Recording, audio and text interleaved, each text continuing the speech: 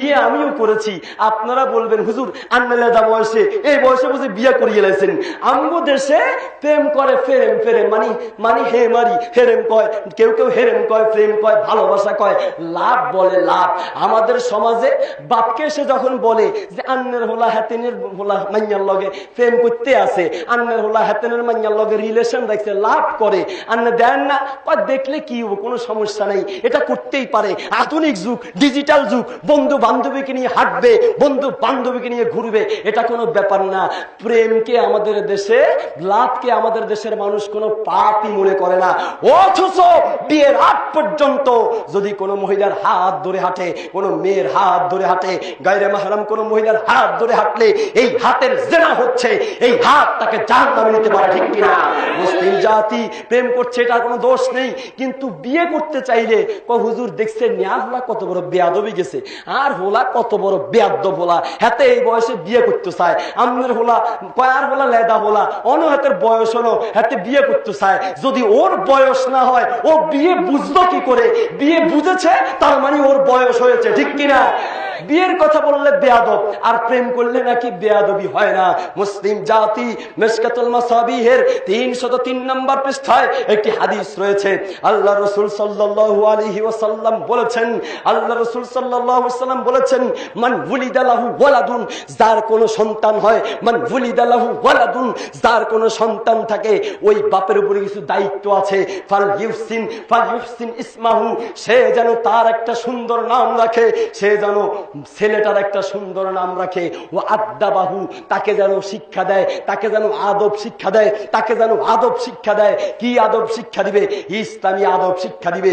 আপনার সন্তানকে ইসলামী ভদ্রতা, ইসলামী আদব শিক্ষা দিতে হবে। ইসলামী আদব কাকে বলে? কাউকে দেখলেই সালাম দিতে হবে, আসসালামু আলাইকুম ওয়া রাহমাতুল্লাহ। আর আপনার ছেলে কাউকে দেখলেই, তার বয়ফ্রেন্ড আর গার্লফ্রেন্ডকে দেখলেই high high high, bye bye, tata, কত কিছু বলছে, এই সব চলবে না। শুনুন, আপনার ছেলেকে বিদায় দেওয়ার সময় আপনি বলছেন যে আব্বু তোমার কাকা বিদেশে চলে যাচ্ছে, তোমার কাকাকে বলো টাটা, তোমার কাকাকে বলো বাই বাই। এটা ভদ্রতা নয়, এটা আদব নয়, এটা মুসলমানদের আদব নয়। মুসলমানদের আদব হচ্ছে বিদায় দেওয়ার সময় বলতে হবে আসসালামু আলাইকুম ওয়া রাহমাতুল্লাহ, আসসালামু আলাইকুম। বলতে চাচ্ছিলাম ওয়াদাবাহু, এবং সন্তানকে আদব শিক্ষা দিবে। সন্তানকে আদব শিক্ষা দেওয়া যায় কোথায়? কোরআন সুন্নাহর মাধ্যমেই। কোরআন সুন্নাহর মাধ্যমে আপনার ছেলেকে ভদ্রতা শিক্ষা দিতে হবে। তারপরে কাজ কি? তারপরে কাজ হচ্ছে ফালইউযাওবিজহু, ওই সন্তানকে যেন বিয়ে করায়, ওই সন্তানকে যেন বিয়ে করায়। যদি লাম ইউযাওবিজহু, তাকে যদি বিয়ে না করে, ফাআসাবা, যদি কোনো জিনা করে, কোনো মেয়েকে দেখেই ভালো লাগে, এরপর ওই মেয়ের সাথে যদি কোনো জিনা করে, ছেলে যেমন দোষী বাপও দোষী, ছেলে যেমন দোষী বাপও দোষী। এই জন্য বাপকেও কিয়ামতের মাঠে আল্লাহর সামনে আসামির কাঠগড়ায় দাঁড়াতে হবে। তুমি তোমার ছেলেকে বিয়ে করালে না কেন? যুবকেরা ঠিকঠাক কয় না কা, কিও সব ফেরেশতা দেখি শরমায়, বিয়ের কথা কইলে শরমায়, ওমা হেরেম টেরেমে শরমায় না কা। মুসলিম জাতি বলতে চাচ্ছিলাম, প্রত্যেক বাপের দায়িত্ব, সন্তানের বিয়ের বয়স হয়ে গেলে তাকে বিয়ে করিয়ে দিতে হবে, বিয়ে করিয়ে দিতে হবে। আর ছেলেদেরকে বলছি, আপনার বিয়ের বয়স হয়েছে, আপনি এটা মা বাপকে বুঝাইতে হবে। আগে যদি আপনার রিলেশন ঠিক রাখি, মা বাপেরা যাই বলেন যে একটা তো আমি পছন্দ করি বয়সী, আমার এটার ব্যবস্থা করে দেন না। বিয়ে যদি আপনার করতে মন চায়, বিভিন্ন প্রকারে আপনার বাপকে বুঝাবেন। বাপকে বুঝানোর আর কোনো পদ্ধতি যদি না থাকে, ঘরের ভিতরে গিয়ে চকি কাটা শুরু করবেন। কেট কাটার সময় বাপ এসে জিজ্ঞেস করবে, চিনে বেটা চকি কাটোকা, বলবেন যে আব্বা এত বড় চকি, মানুষ একা, দুইজন থাকলে না ভালো হইতো, আমার যদি বউটো থাকতো তাইলে হয়তো দুইজনের জন্য এত বড় চকির দরকার, একজন মানুষ এত বড় চকির দরকার নেই। আল্লাহ যদি কোনো সময় তৌফিক দেয়, তাইলে দুইজনের জন্য লম্বা চকির ব্যবস্থা করুন। চকি কেটে হলেও বাপকে বুঝানোর চেষ্টা করবেন, মাকে বুঝানোর চেষ্টা করবেন, আগে থেকে লাইন ধরার চেষ্টা করবেন না। শুনুন, লা নিকাহা ইল্লা বিওয়ালিয়িন, মিশকাতুল মাসাবিহের 3103 নম্বর হাদিসের ভিতরে রাসূলুল্লাহ সাল্লাল্লাহু আলাইহি ওয়াসাল্লাম বলেছেন, লা নিকাহা ইল্লা বিওয়ালিয়িন, ওলি ছাড়া, অভিভাবক ব্যতীত কোনো বিয়ে হবে না। আপনি মা বাপকে ছেড়ে দিয়ে পছন্দ হয়েছে তাকে কাউকে নিয়ে, আসমান জমিন সবাই সাক্ষী দেখলাম, আসমানের সাক্ষী রাখে, জমিনের সাক্ষী রাখে, বিয়ে করে ফেললাম, কোনো সাক্ষীও লাগে না, অভিভাবকও লাগে না। অভিভাবক ছাড়া এই সমস্ত সাক্ষী দেখলে জমিন তোমারে ফেরেশতারা কোথায় কোথায় মারার জন্য তারপরে সাক্ষী দিবে, ঠিক কিনা? মুসলিম জাতি বলতে চাচ্ছিলাম, তোমার মা বাপের কাছে তোমার প্রস্তাব পাঠাতে হবে, যদি নিজে না পারো কারো মাধ্যমে হলো যে আমার বিয়ের বয়স হয়েছে। তবে তার আগে একটা কথা আছে, বিয়ের নাম মুখে নেওয়ার আগে বিয়ের উপযুক্ত হইতে হবে। আপনি নিজে খাইতে পারেন না, নিজে চলতে পারেন না, নিজে থাকার কোনো ঘর নাই, নিজে থাকার কোনো ব্যবস্থা নাই, বিয়ে করে বউ কি পকেটে নিয়ে হাঁটবেন নাকি? এই জন্য ব্যবস্থাও রাখবে। যদি ব্যবস্থা না লাগে, বিয়ে করার জন্য বিয়ের মোহরানা রাখবে। এখন তো যাচ্ছিলাম, হ্যাঁ আপনি ছেলে, আপনি বিয়ে করবেন, তবে তার আগে প্রমাণ করেন যে বউ চালানোর যোগ্যতা আপনার ভিতরে আছে, বউ চালানোর যোগ্যতা আপনার ভিতরে আছে। নিজের 2 পা চালাইতে পারেন না, 4 পা কেমনে চালাইবেন? কদিন পরে 6 পা হবে, ওটা চালাবেন কি করে, ঠিক কিনা? হ্যাঁ বলে চালাতে পারবো না, পারবো। কোন কোন দিক থেকে?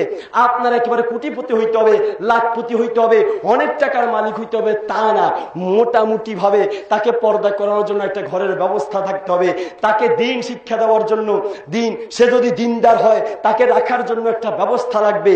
আরো আনুষাঙ্গিক যে বিয়ে শাদীর জন্য মহারণার টাকা, এগুলো লাগবে, থাকলেই হবে। অনেকে আবার মনে করে না না না আমার কাছে টাকা 10 লাখ পুরুক, তারপরে বিয়ে করবো, বাড়ি একটা 3 তালা হোক, তারপরে বিয়ে করবো। আবার বিয়ের পরে চিন্তা করে যে আমার ছেলে মেয়ে যে নিমু, বাড়ি ঘর তো তেমন বড় কিছু করতে পারি নাই, টাকাও বেশি বেশি নেই, থাক ছেলে মেয়ে নিমু না। এক জায়গায় গেলাম, তো সেখানে একজন বলতেছে, হুজুর আগে আমরা বলেছি 2টি সন্তানের বেশি নয়, একটি হলে ভালো হয়। হুজুর এখন বলতে হবে 1টি সন্তানের বেশি নয়, না হলে ভালো হয়। আমি বললাম ঘটনা কি? ঘটনা হলো, ঘটনা হয়েছে মানুষ যেইভাবে বাড়তেছে, এইভাবে যদি মানুষ বাড়তে থাকে, এক সময় এসে দেখা যাবে মানুষ খাবার দাবার পাবে না, থাকার জায়গা পাবে না, খাওয়ার জায়গা পাবে না। তো কি করতে হবে? ছেলে মেয়ে হওয়ার দরজা জানালা যা আছে সব বন্ধ করে দিতে হবে, যেন ছেলে মেয়ে হতে না পারে। আমি বলতে চাই, আমরা ওই আল্লাহর ইবাদত করি, আমরা ওই রবের ইবাদত করি যে আল্লাহ পৃথিবীতে মানুষ সৃষ্টি করলে অবশ্যই আল্লাহ মানুষকে খাওয়াতে পারবেন, ঠিক কিনা?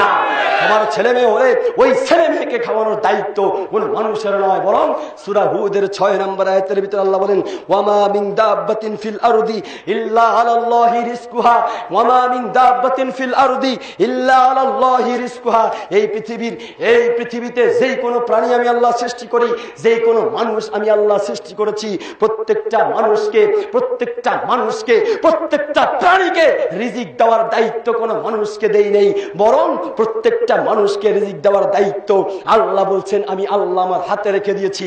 কিভাবে রিজিক দিবেন, কিভাবে খাওয়াবেন, এর বহু প্রমাণ আল্লাহ পৃথিবীতে দিয়েছেন। সূরা তালাকের 3 নম্বর আয়াতে আল্লাহ বলেন, ওয়ায়ারযুকুহু মিন হাইসু লা ইয়াহতাসিব। এই পৃথিবীর বুকে যে কোনো মানুষ সৃষ্টি করলে ওই মানুষকে রিজিক এমন জায়গা থেকে দিবেন লা ইয়াহতাসিব, বান্দা তুমি কল্পনাও করতে পারবা না, মানুষকে আল্লাহ এমন জায়গা থেকে